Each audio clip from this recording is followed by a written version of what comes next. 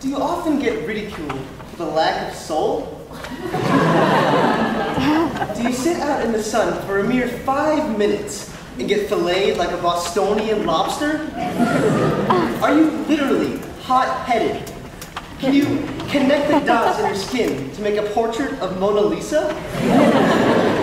Well, if these apply to you, I am afraid you are a ginger. But please, don't fret. You see, I am a daywalker, the sexier, more normal, less freckled redheaded breed. And tonight, I come to you, ready to unveil the secrets of the magical, the mystical, in no way related to any sort of spice, human ginger, and in the process, help those of you who are plagued with gingivitis understand your heritage.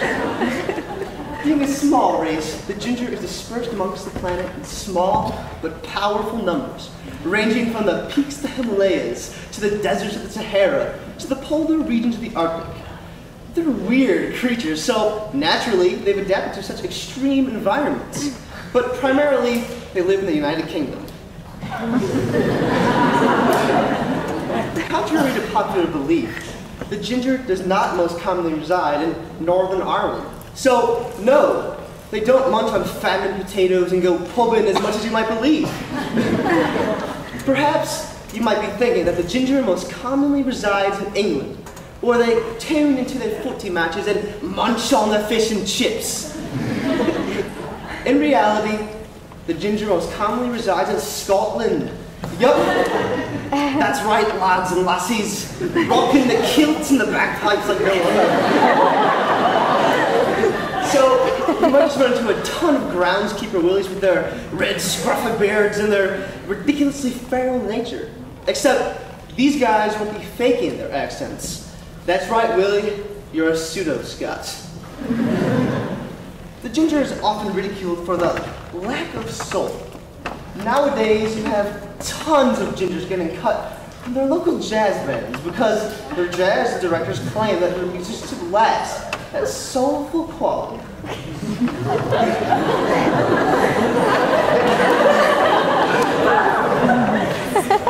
I'm sure if you hit up the Torah, the Bible, the Quran, whichever you prefer, you wouldn't find a section that explicitly excludes the ginger from the whole soul agreement.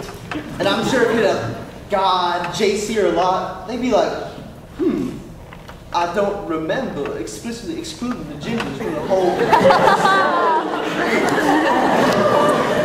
And then I'm sure it'd be like, whoa, gingers are totally rad dudes. Like, why wouldn't they have souls?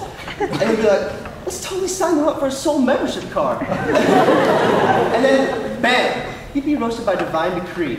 And let's face it, that would totally suck to have your preferred deity call you out for something like that.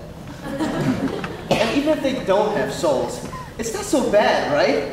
I mean, gingers, you can still have an MTV reality show. Do you think Snooki has a snow? No, please. Okay, so the gingers have always had it easy. But I bet you didn't know about the famous historical gingers, did you? Chuck Norris? Ginger.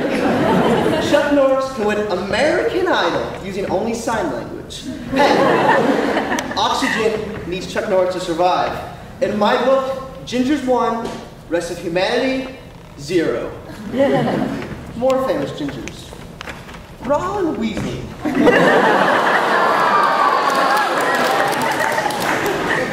Ron Weasley is living proof that the ginger does indeed have a soul. Yes, I know he is a tall, awkward, gangly ginger, but at least he's not a mudblood, right? Listen, I know he isn't the daughter his mother always wanted, and I know he isn't the coolest dude around because he didn't defeat the Dark Lord, but he did go into the Forbidden Forest despite having the severest case of arachnophobia. Show the ginger some love, come on. Other famous gingers. Will Flintstone. Clifford the Big Red Dog. I mean, come on. Who doesn't love a ginger dog? You have Tintin, the mentally insane Axl Rose, Archie Andrews, Little Red Riding Hood, and not to mention, Elmo. Wait, are you telling me Elmo has no soul? Has my life been an entire lie? Okay, so discrimination against ginger totally sucks.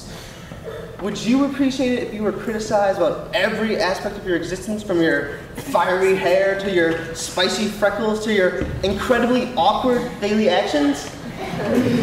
Nay, I think not. Why discriminate against gingers in the first place? There are much more deserving targets of such discrimination. What about France? You would think that they get picked on with that white flag hanging perpetually from the Eiffel Tower, right? Wrong. Watch. I'll show you how it's done. What is the shortest novel ever written? The story of French war heroes, duh. Why did France give the Statue of Liberty to the United States? Because she only had one arm raised, so she couldn't surrender properly. Come on.